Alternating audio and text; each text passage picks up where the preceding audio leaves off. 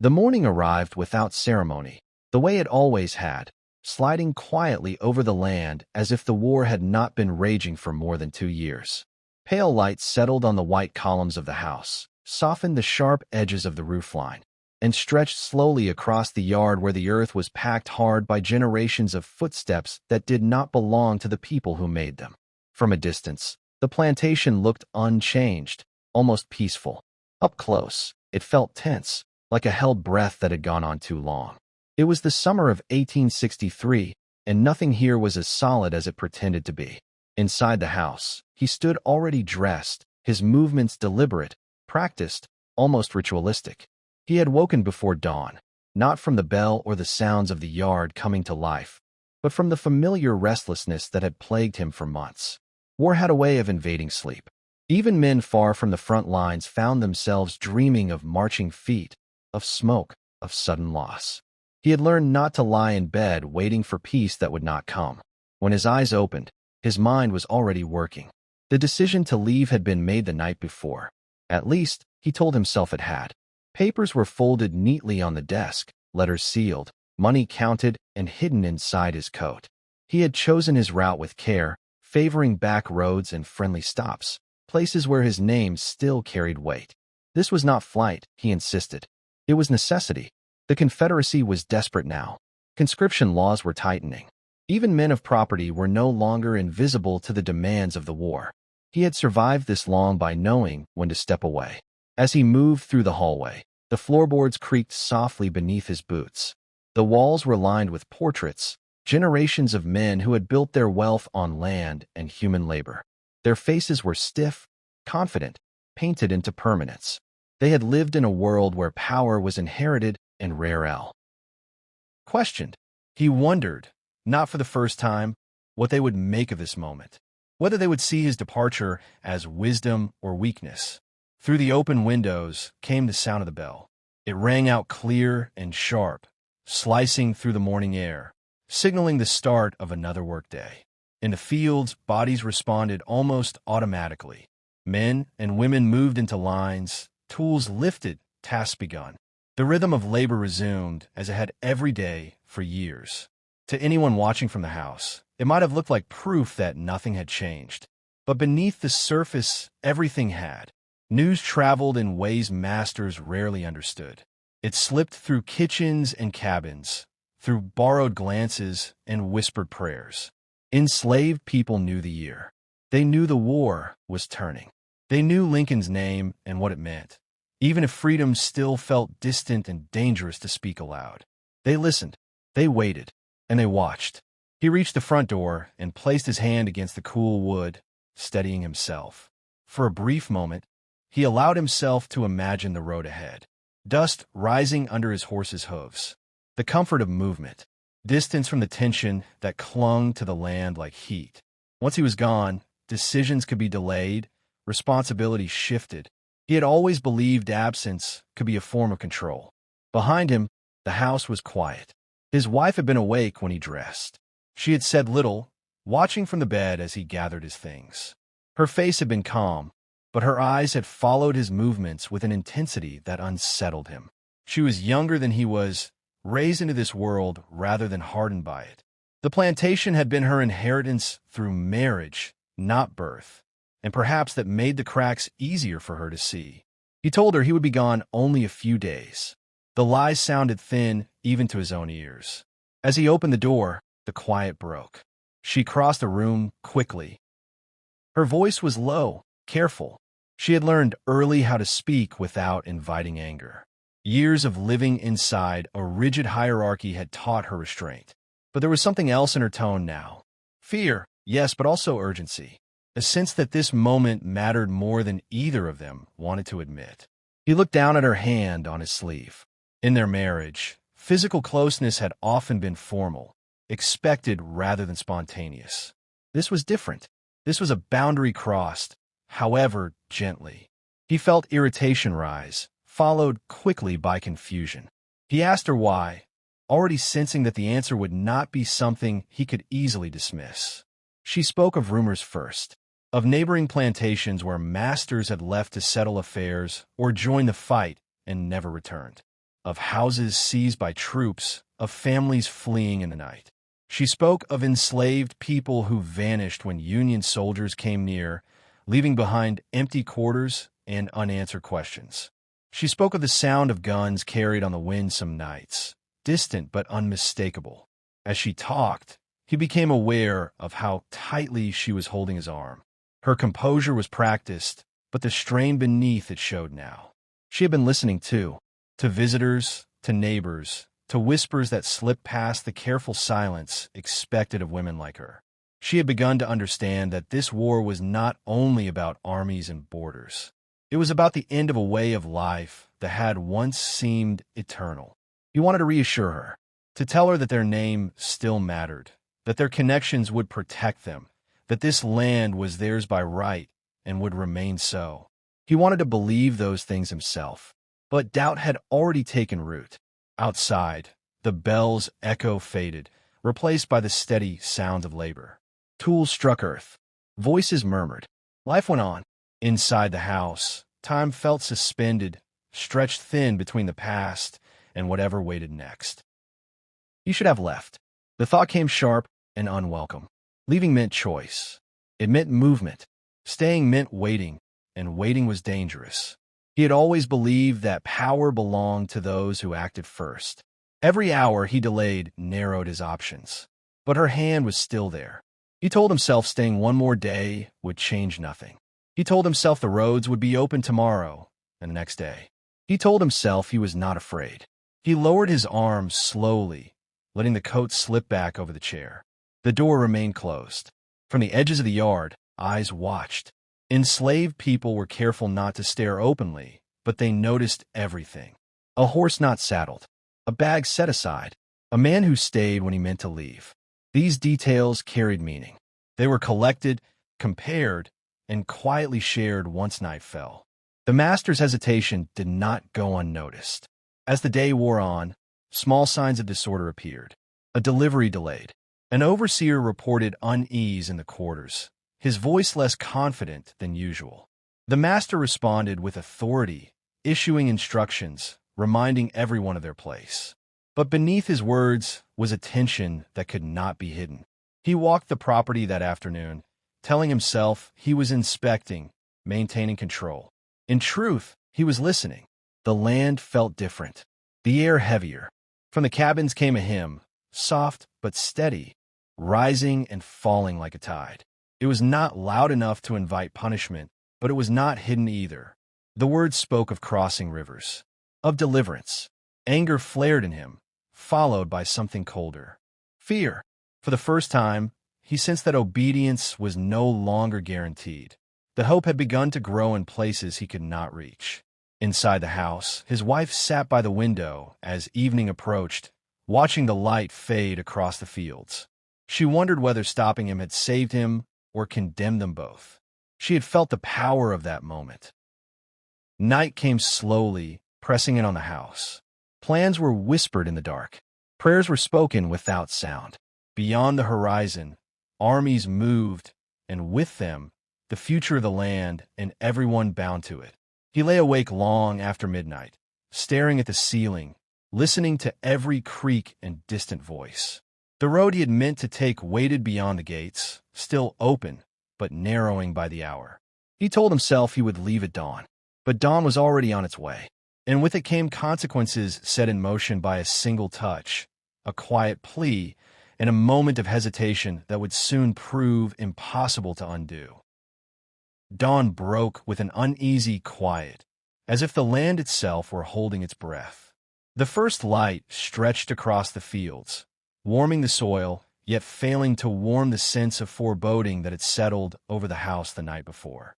The master, restless and hollow-eyed, had spent hours staring at the ceiling, turning the same thoughts over and over, as though logic could undo the unease rooted in his chest. His wife, still at the window, watched him from across the room, noting every twitch, every small hesitation in his movements. She did not speak. Words seemed inadequate to express the weight of the decisions now pressing on both of them. Outside, the plantation came alive in rhythm, the day's labor beginning as it always had. Yet beneath the surface, everything had changed. Enslaved men and women moved with practiced efficiency, yet eyes flicked toward the house more often than usual. Some paused mid-step, listening for voices, waiting for signs. They had learned over generations that the world could shift in a heartbeat, that chance and circumstance often mattered more than rules or expectations. And today, something in the air told them that everything could shift. He dressed slowly, his movements deliberate, almost ceremonial. Each motion was measured, each gesture calculated. The coat he had draped over the chair last night now hung heavily from his shoulders, a weight he could feel in more ways than one.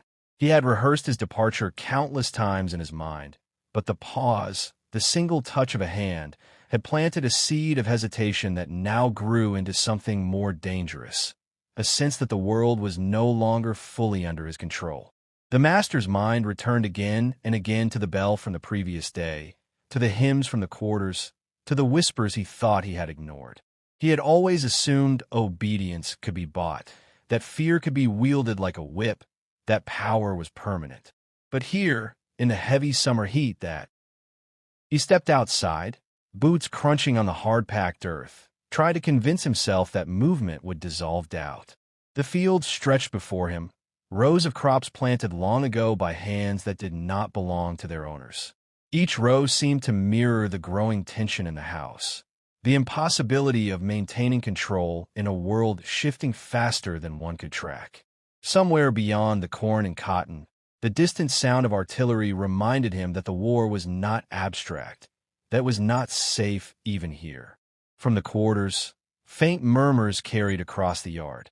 Enslaved people spoke in low tones, their words obscured by the wind, by the heat, by the careful eyes that always watched.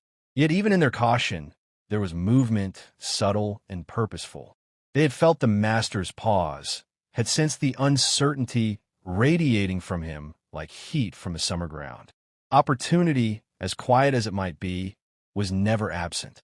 The master mounted his horse, intending a ride along the boundary lines, as he had done hundreds of times before. Yet the weight in his chest made each motion deliberate, slow, hesitant. His mind ticked through contingencies. What if news of troop movements reached the neighboring towns? What if enslaved people vanished when no one was watching? What if his wife's plea had been prophetic rather than fearful? He rode through the fields, forcing his eyes to scan the horizon for signs of movement, for threats. But the real danger, he began to realize, was not outside. It was the growing sense that control was slipping from his hands. He had always known that the world was fragile, but he had also believed he could bend it to his will. Now, the illusion was cracking. His horse slowed at the edge of a grove, where the shade was deep and the air cooler. He dismounted, running his hands through his hair, feeling the sweat matting it to his scalp. He considered the plan he had made, the journey he had rehearsed in his mind. Leaving now might still be possible. Waiting, however, could cost him more than he was ready to calculate. Meanwhile, back at the house, his wife moved quietly through the rooms, her thoughts as restless as the master's. She considered the pause she had forced upon him, the hand she had placed on his arm. It was small, seemingly insignificant, yet it had altered the course of the morning. She understood the danger in staying, and yet the idea of him leaving, of stepping into uncertainty without her guidance, terrified her. In her mind, every step away from the house carried risk, not only to him, but to the order they had built together, precarious as it was. The enslaved people were beginning their work in earnest, yet their eyes kept drifting to the house. There were plans forming quietly among them, whispers carried in the corners where the sun did not reach, rumors of men who would not return, of doors left open, of freedom edging closer with each passing hour.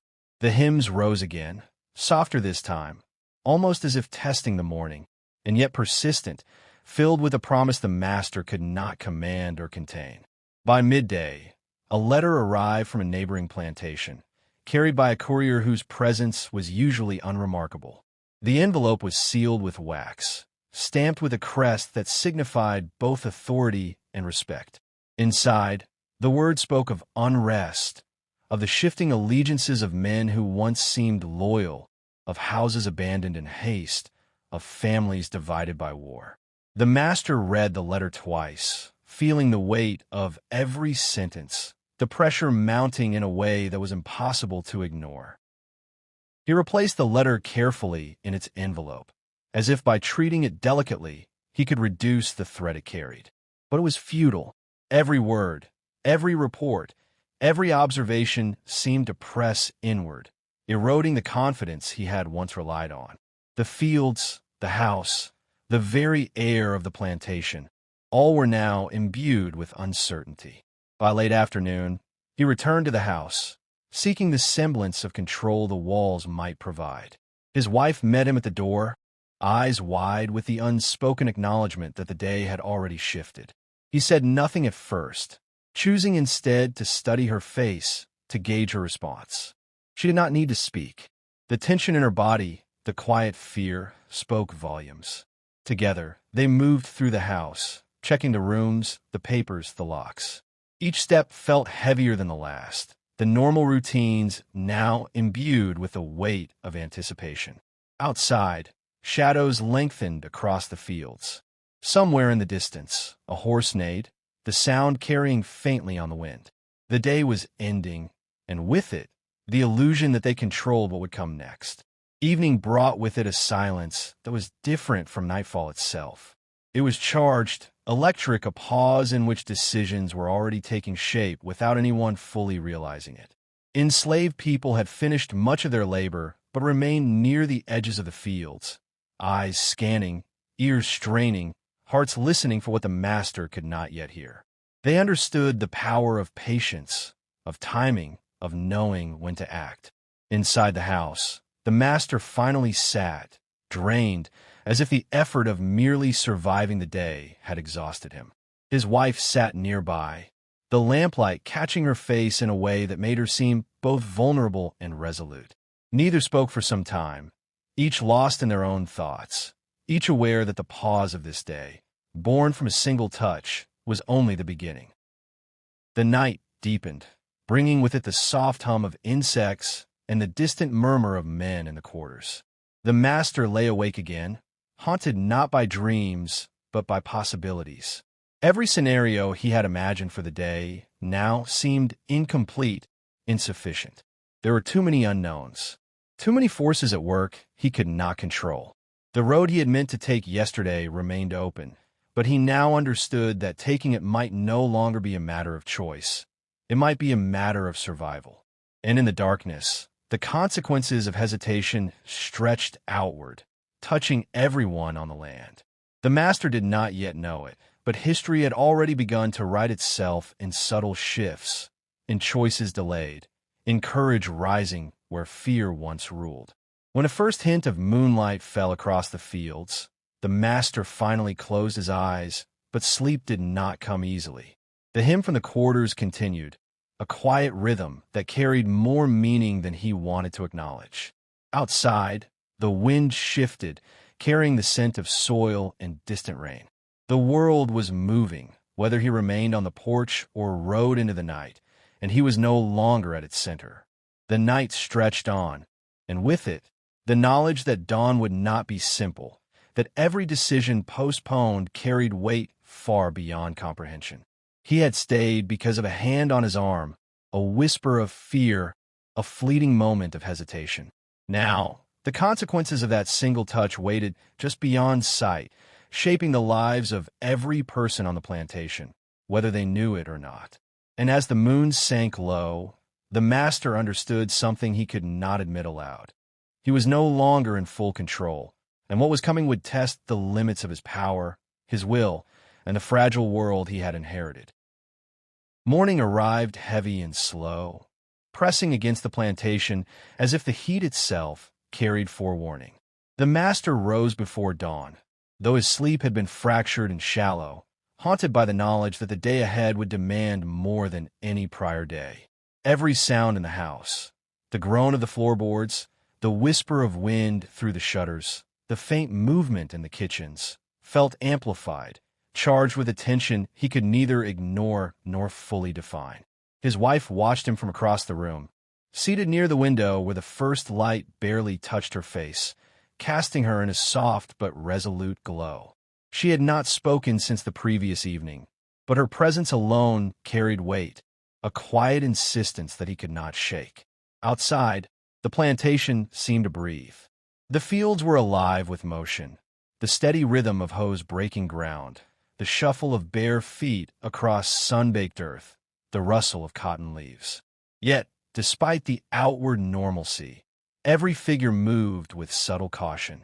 The enslaved workers had learned to read the air as much as the seasons. They watched the master's movements, the faint tremors in his hands, the hesitation in his steps. They had long understood that power was fragile, that authority was only as strong as fear and obedience allowed it to be. And now, as the war crept closer to their doorstep, that power was fraying at the edges. The master moved through the hallway with deliberate purpose, yet the practiced ease of his motions betrayed the unrest he could not silence. He had prepared for this day meticulously, supplies gathered, letters sealed, contingencies considered. But planning could not account for the weight of unease pressing from all directions. Each creak of the floorboards, each shadow in the corners of the rooms, reminded him that control was no longer absolute. He had always believed the world could bend to his will. Now he felt it slipping. His wife's hand had remained on his arm in thought the night before, a subtle touch that had upended the illusion of certainty. That memory lingered in his mind like a stubborn echo. It was a reminder that hesitation was dangerous, yet compelling. Her voice, quiet and measured, had held both fear and authority. "Don't go yet." The words haunted him now. They had altered the course of his morning, perhaps even the course of what would follow. Every step he took since then was shadowed by that single plea. As he moved to the porch, the first rays of sunlight illuminated the fields, highlighting both the labor and the tension. Enslaved people worked, yet their attention occasionally drifted toward the house. Eyes, subtle and careful, measured his movements. Whispers had begun to circulate, rumors carried through quiet corners and shadowed doorways. Stories of masters who had left too long, families disrupted, plantations abandoned. The world beyond their land was shifting, and these shifts were no longer theoretical. They were urgent, immediate, and dangerous. He mounted his horse for the ride he had intended since dawn. The path along the boundary lines was familiar, worn smooth by years of repetition. But this morning, every step felt heavy. Each movement reminded him that even the familiar could betray. His mind raced with contingencies. What if a courier from the Union Army arrived unannounced? What if the enslaved people acted with courage born from desperation? What if the rumors from neighboring plantations were only the beginning? The horse moved beneath him, hooves striking the dirt in a rhythmic cadence. Yet even that familiar sound brought no comfort. He rode past the cornfields, past the cotton, past the cabins where enslaved people paused in their work to observe him. Their eyes were quick, alert, measuring understanding. They had known for years that freedom could come quietly in small moments of daring. And now, as the war pressed closer, by mid-morning, he dismounted near the edge of the property where a grove of trees provided shade. Sweat ran down his face despite the coolness under the canopy. He ran a hand through his hair, tried to untangle thought from fear. He considered leaving, finally committing to the journey he had delayed. But hesitation lingered like a stubborn shadow. He knew that once he stepped onto the road, he would not have the comfort of returning easily. Every delay carried risk, but so did every action. Meanwhile, his wife moved through the house with a purpose that belied her apparent calm. She checked windows, adjusted shutters, and ensured the doors were locked. Every movement was measured, precise, rehearsed. She understood, in ways he could not fully grasp, the precariousness of their situation. Her world had been built on inherited order, yet now even that order trembled. She considered the implications of every decision made by the master, every hesitation, every choice to stay or leave. By late morning, a messenger arrived from a nearby town. The letter he bore was sealed with wax, and stamped with a symbol that conveyed authority and urgency. Inside, the words painted a picture of shifting allegiances and unrest. Masters had abandoned homes. Soldiers had appeared unexpectedly. Families had been forced apart. The master read the letter twice, absorbing the weight of each sentence.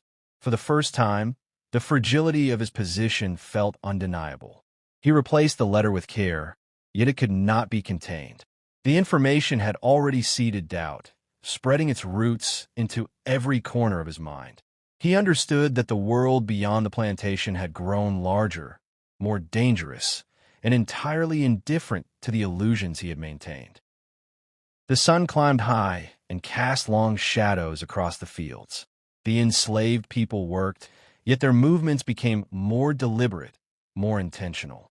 Their eyes continually flicked toward the house, toward the master, reading his hesitation as surely as they read the weather.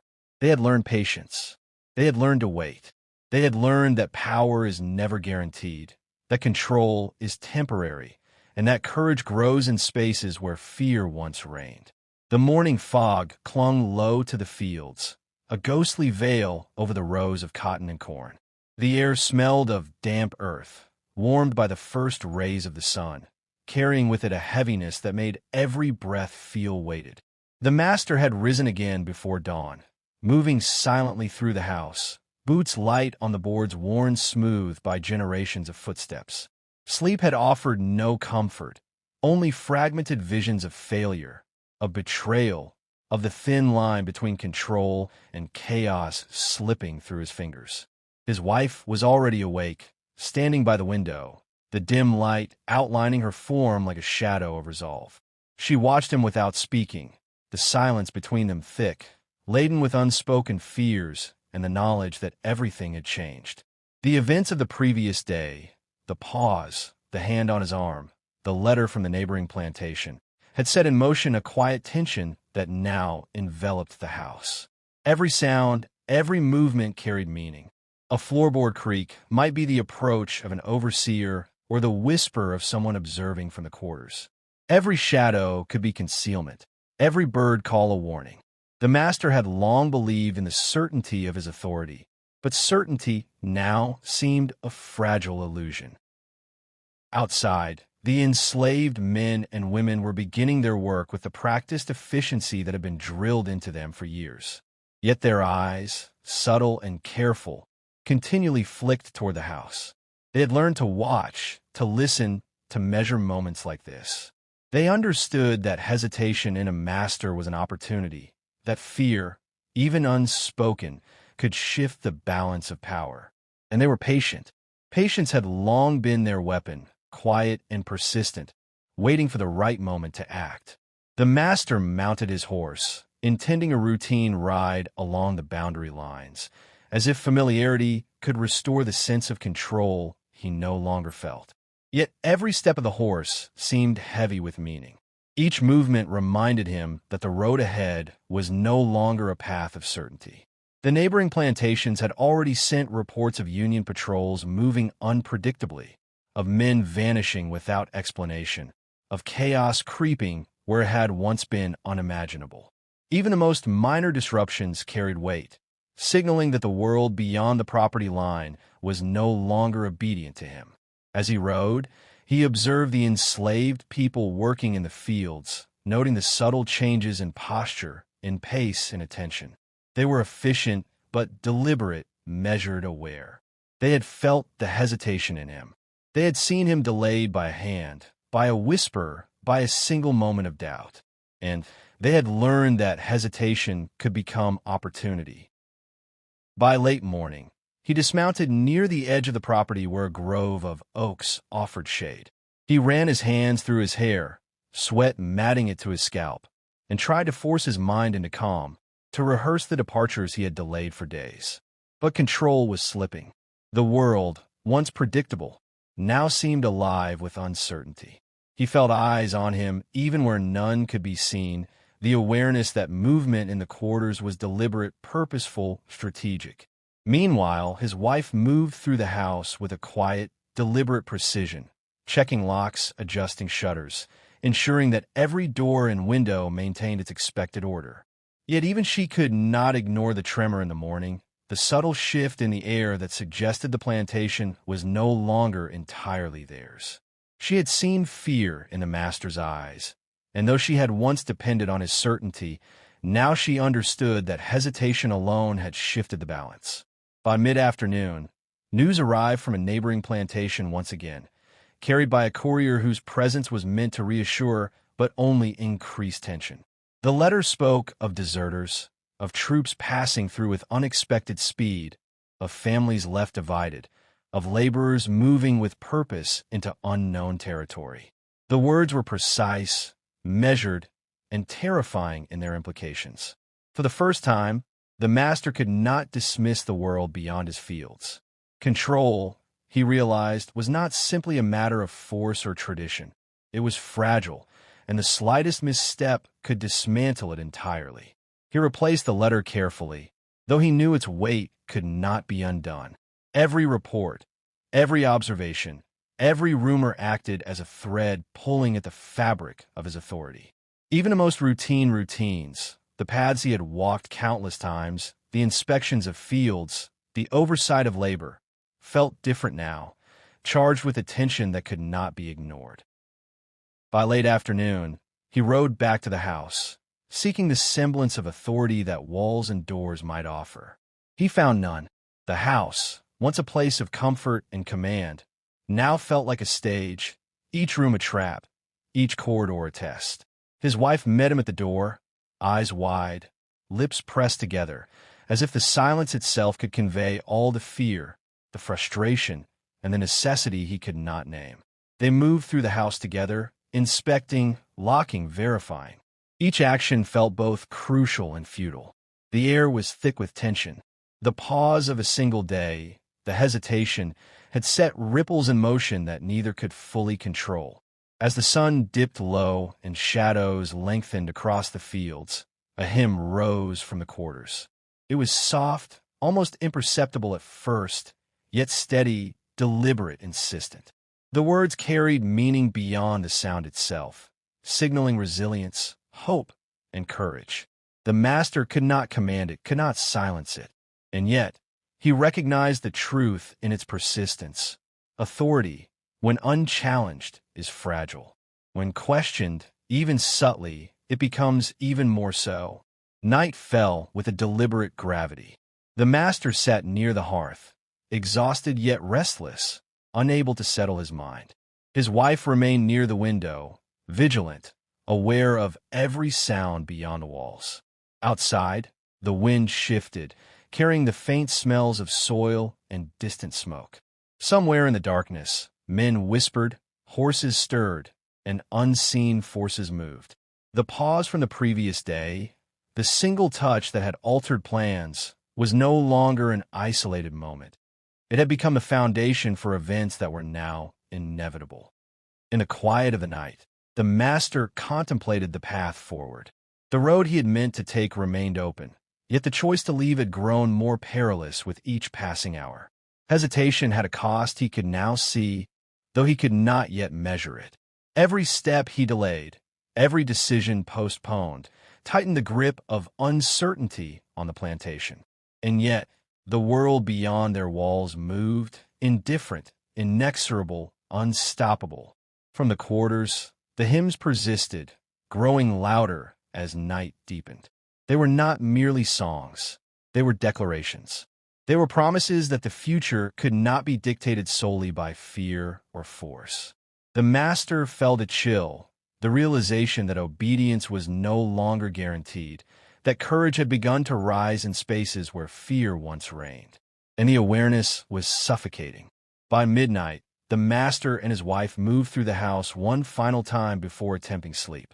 Each creak of the boards, each rustle of wind, each distant sound from the fields served as a reminder of the tenuousness of their position.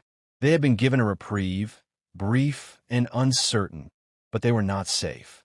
The balance had shifted subtly yet irrevocably, and what had been postponed by hesitation could no longer be avoided.